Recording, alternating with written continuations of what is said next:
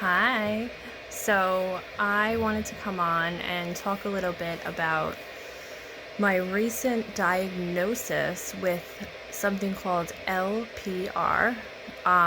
It's abbreviated for something that I can't pronounce, but basically it's also known as silent reflux. And, when I first came about this problem, actually, you know, basically what was happening was I was having like a postnasal drip for like over a year. And I always thought that it was because I had allergies.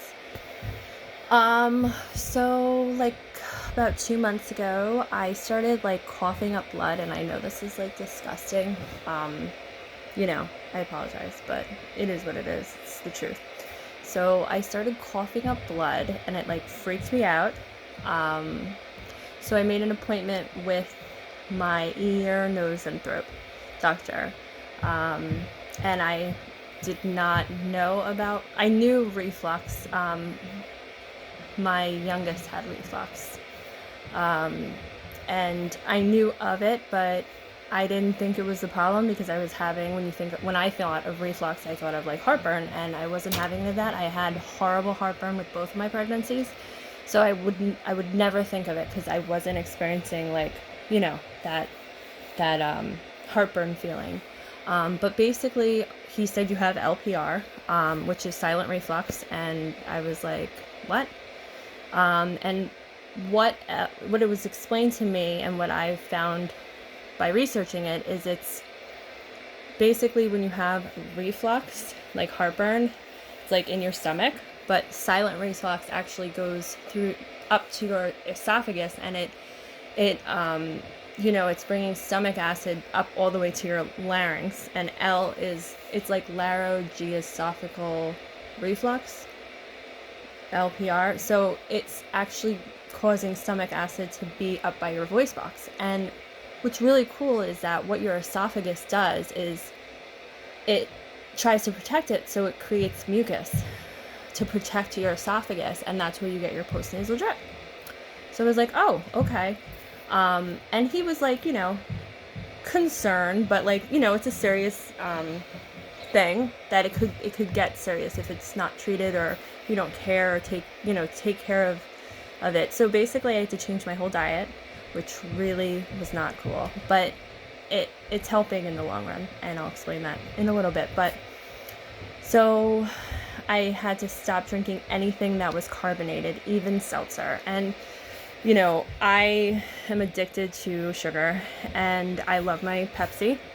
But I try to save those for treats, and I drink seltzer. That's what I drink. That's what my house drinks, So I couldn't even drink that. And I was like, are you kidding me? Not only that, but I'm a huge coffee drinker.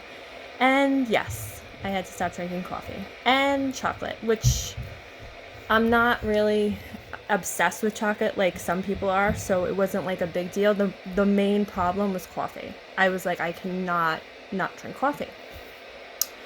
So he said that if you change your diet, you will get rid of it, because like, I don't want to be graphic, but like, the clearing of the throat thing, like, what guys do. I was doing that like 100 times a day. And my boyfriend was to the point like where he was like, okay, that's really gross. But he didn't realize like I was doing it because I had to. And if you're diagnosed with this, or have you ever had like that experience, like you can't not do it, because that's like, the only thing that will help you like get relief by like clearing your throat. But yeah, so he put me on a bunch of medications. I actually had also a infection. I had laryngitis, but it wasn't the bacterial kind. It was just because my throat was having so much acid in my, in my voice box and everything. So yeah, I had to change my whole diet.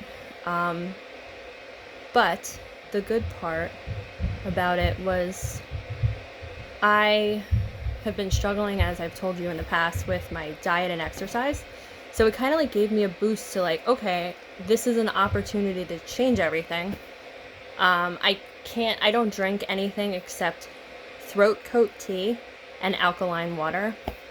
I have to stay away from tomato-based anything. The big things are anything mint, anything tomato, anything caffeine are like bad. And I have cheated and I have paid for it. Like literally, if I have something like that I'm not supposed to have, like I'll have a Pepsi. The next day, I will be coughing up blood. Like it's insane. So it's like back to like, what am I going to do about it? Am I going to drink the Pepsi and then suffer the next day, like self-sabotage, just for that relief of feeling good while I'm drinking the Pepsi? Or am I going to say, okay, I'm not going to drink the Pepsi because I know I'll be coughing up blood the next day. But, you know, so I wanted to post this about LPR because, you know, before I knew about it, I didn't think silent reflux was a big deal. I was like, oh yeah, reflux, but I didn't realize how different it is opposed to like regular reflux. And, you know, just bringing awareness if you were recently diagnosed or if you are diagnosed with LPR, you know, you can relate and it sucks sometimes. But the good thing is that there's, you know, it's a lifestyle change. And once you get a hold of that change, you know, it's manageable. So yeah, I hope you enjoyed this video about LPR and like it. You can subscribe to my channel and yeah, talk to you guys soon. Bye.